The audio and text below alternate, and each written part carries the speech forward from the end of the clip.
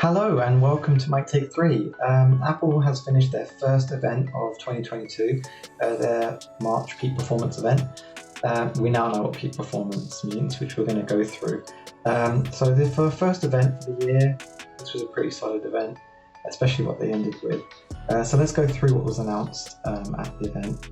To start off with, the iPhone 13 and 13 Pro now come in this new green color. I feel like this is more of a khaki green. I actually prefer the iPhone 13 Pro green, to be honest. And they're promoting it a bit more with the iPhone 13 Pro than they are on the iPhone 13. Then they announced the iPhone SE. So the iPhone SE has an A15 chip, better battery life because of the efficiency of the A15 chip, and better cameras as well, again because of the A15 chip, and also 5G. So good upgrade for the iPhone SE. After that, they announced the iPad Air. So the iPad Air now has the M1 chip, which basically makes it the exact same as the iPad Pro, aside from obviously the iPad Pro has the extra camera.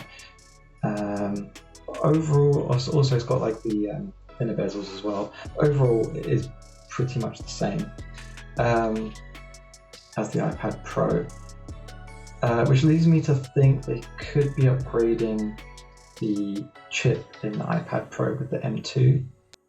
I don't know what they're going to call it around WWDC time. I'm hoping they do that.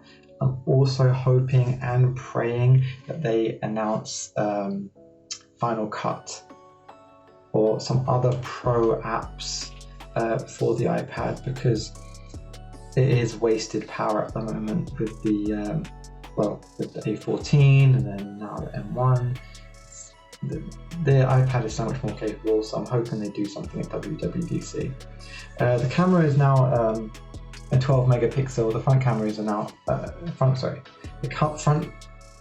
camera is now a 12 megapixel ultra wide front camera with center stage. So they now have center stage, the iPad Air, along with 5G and some extra colors as well. So these are the two new colors, the purple and the blue.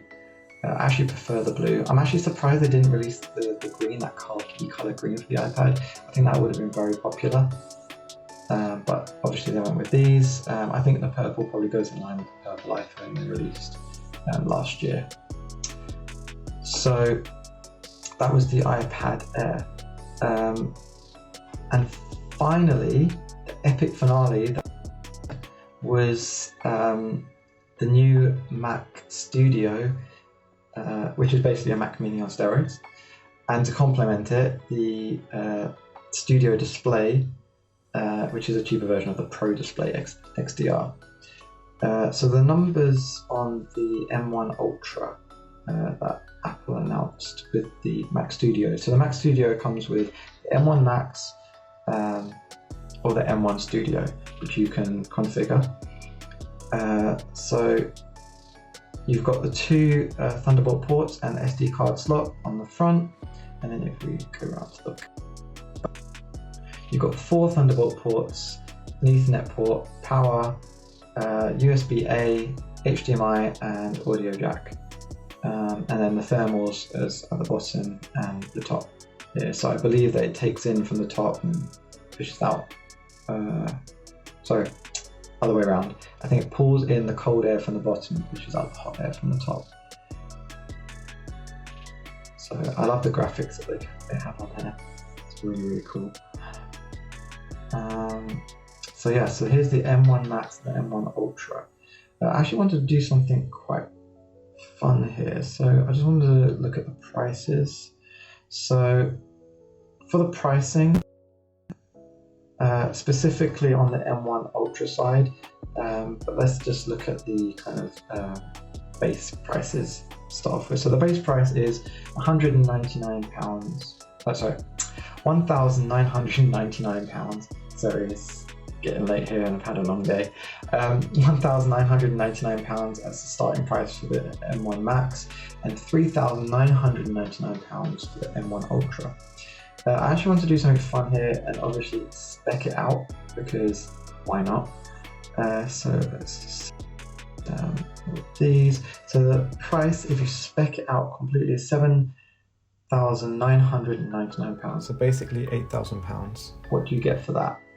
Well, you get the M1 Ultra with 20-core CPU, 64-core GPU, 32-core neural engine, 128GB of unified memory, 8TB of SSD storage. And just for the American counterparts, if we go here, so it's $1,999 and $3,999 for the M1 Ultra, M1 Max and M1 Ultra. If we spec it out, it comes to same price, just flip the pounds to dollars, $7,999.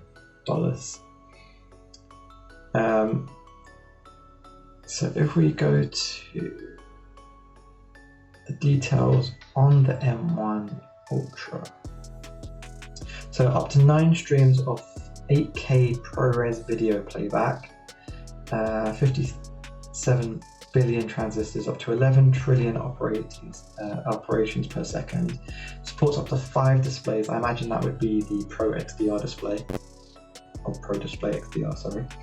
And up to 8TB of SSD with up to 7.4 gigabytes per second read speed, which is insane. This is very impressive.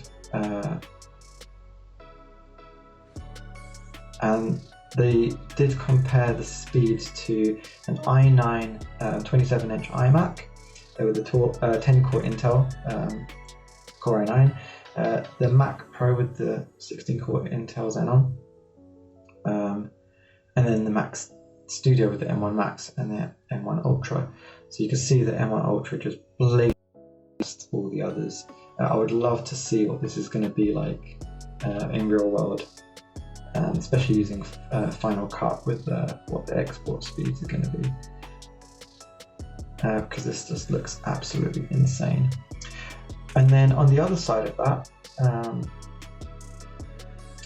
we have the Studio XDR.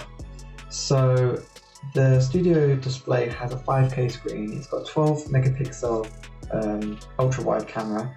That is the first Mac to support main stage. 6 spatial audio speakers and studio mics, and the display has an A13 chip doing all of this. So it's just obviously going to show 5K in the camera, and this is hopefully the camera quality. Again, I'd be interested to see what this is all going to look like in real world. So let's just go to the order now page. I just want to see what the orders, the prices will be on this. So I have already checked this out before. So the standard glass is £1,499 or $1,599 in the US, and the nano texture is £1,700 or $1,899 in the US. These are obviously a lot more respectable prices than the Pro XDR display, which starts off at about £5,000, I think goes up to £6,000. So you've got 3 different stands you can choose from. So there's the adjustable stand, which is the standard kind of tilt back and forward. The tilt and height adjustable stand, so obviously you can tilt back and forwards, but also have slight height adjustment. And then you've got the Visa mount, which sticks to the wall or wherever you want to stick it to. So these are a lot more respectable prices compared to the Pro XDR. Apple is promoting all of this, the Studio display and the Mac Studio, as a more rugged, diverse studio setup, because obviously people have studios at home or they go to an office.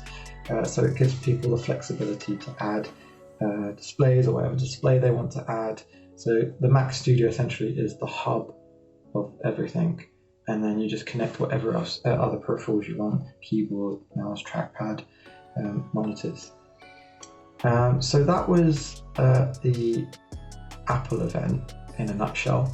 I'd love in the comments what you thought of Apple's event. If there's anything you're surprised that they announced, anything you're surprised they didn't announce, and what you thought of all the announcements today. But that's all from me today, and please hit the subscribe button, hit the like button if you like this video, hit the notification bell because I have got more videos coming up very soon in the next coming weeks. And yeah, have a great day.